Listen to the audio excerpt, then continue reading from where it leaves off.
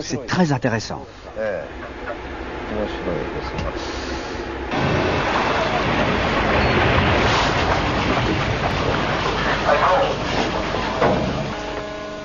C'est un grand succès. C'est du calcaire que nous avons trouvé. On a réussi. Posez-le là-bas. C'est du calcaire de Ryukyu.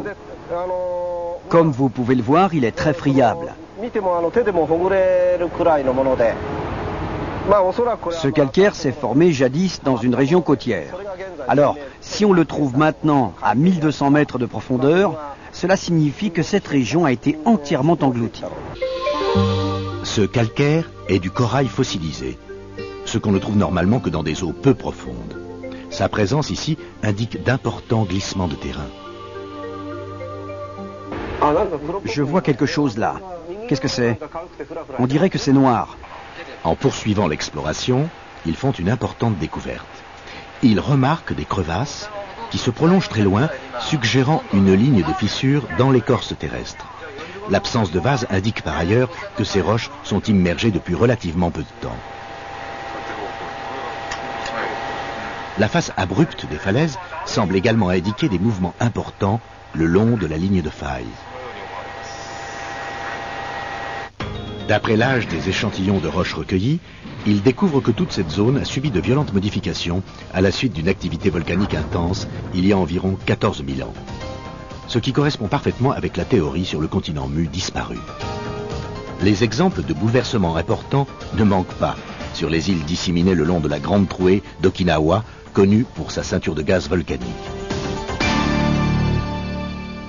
On en trouve une preuve supplémentaire sur Minatogawa, l'île principale d'Okinawa. On y a découvert des fragments de 4 squelettes humains. Leur position dans le rocher suggérait que ces gens étaient tombés les uns par-dessus les autres au cours de tremblements de terre qui les avaient enterrés vivants. On peut estimer que leurs corps ont été ensevelis il y a environ 19 000 ans. Cela correspond encore assez bien à la disparition supposée du continent mu. Pour en savoir plus sur ce peuple de Minatoga, on procède à une reconstitution aussi fidèle que possible de leur apparence physique. On applique de l'argile sur un squelette recomposé à partir de fragments d'os. Grâce à un ordinateur, on espère parvenir à une grande ressemblance. Mais c'est un sculpteur professionnel qui applique la dernière touche. 3 mois de travail ont redonné naissance à cet homme qui semble mystérieusement émerger d'un sommeil de 19 000 ans. Une similitude apparaît entre le peuple de Minatogawa et les habitants de l'Asie de l'Est. Le crâne rappelle ceux des Chinois du Sud et ceux aussi du peuple Wajak en Indonésie. On peut donc aisément concevoir qu'il y a entre 15 et 18 000 ans, une vaste étendue de terre reliait l'Indonésie et les Philippines au Japon. Le résultat, c'est que les gens qui peuplent ces régions se ressemblent beaucoup.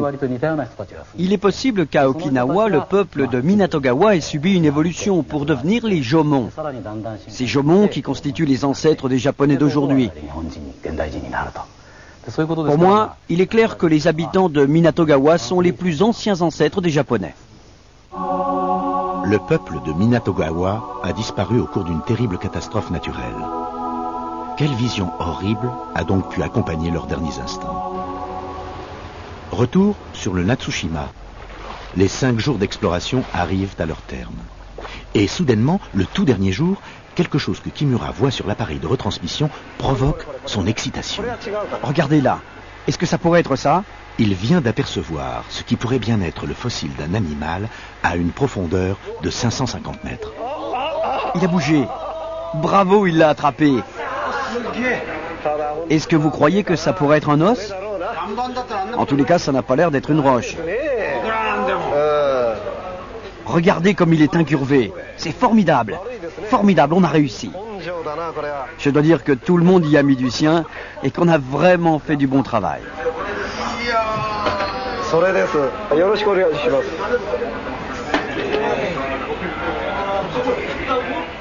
Non, ce n'est pas un morceau de roche, j'en suis sûr.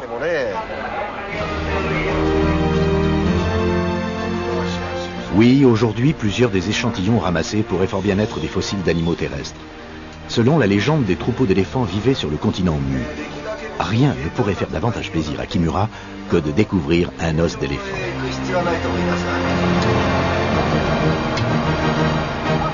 Dauphin 3/4 revient à la surface. Sa mission brillamment accomplie.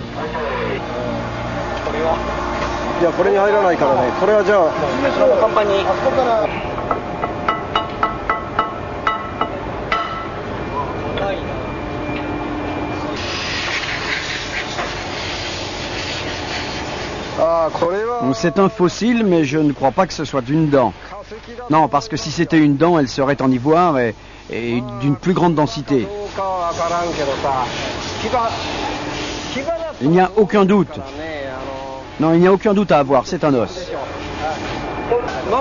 En revanche, j'ignore tout à fait de quelle partie du corps il peut provenir.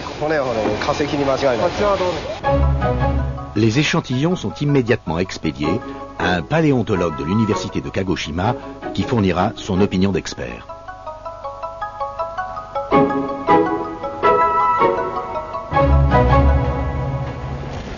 Comme vous le voyez, cet os est large et très long. D'après moi, il est tout à fait possible que ce soit la mâchoire inférieure d'un animal marin. Un animal marin de la famille des baleines. Une étude a déterminé que l'os que je tiens là est le tibia gauche d'un éléphant du Japon, dont je vais vous montrer un croquis. Il s'avère que ce spécimen important est un fossile de baleine. Il n'apporte donc aucune preuve de l'existence du continent Mu. Le professeur Utsuka examine soigneusement tous les fossiles. Il y en a un qui l'intéresse tout particulièrement. On a trouvé ce petit morceau d'os à demi enterré dans le sable et le bras articulé du submersible n'a pu en rapporter l'intégralité.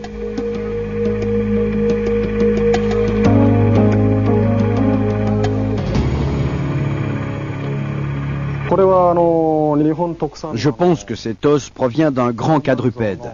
À mon avis, ce pourrait être une vache, un cerf, un rhinocéros ou même un éléphant. Le professeur explique pourquoi il pense que cet os provient du tibia d'un gros animal terrestre. Il le compare au fossile d'un os d'éléphant.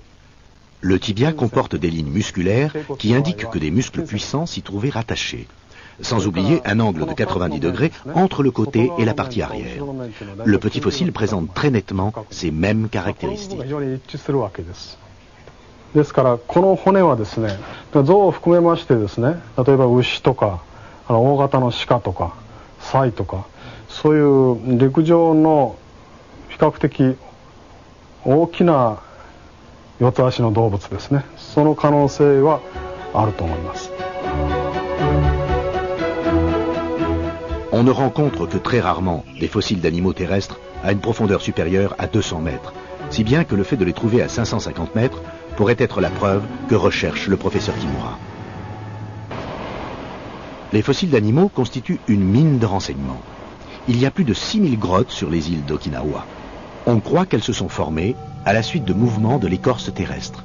On y a découvert les fossiles de plusieurs animaux dont les espèces sont éteintes.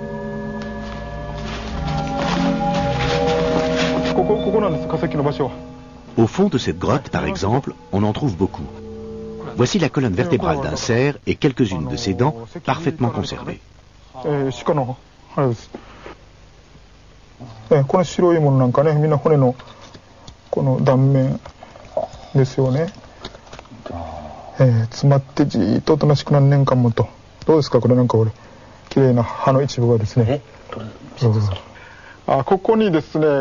Cet os blanc est la mâchoire inférieure d'un cerf, dirigée vers le haut et encastrée dans le rocher.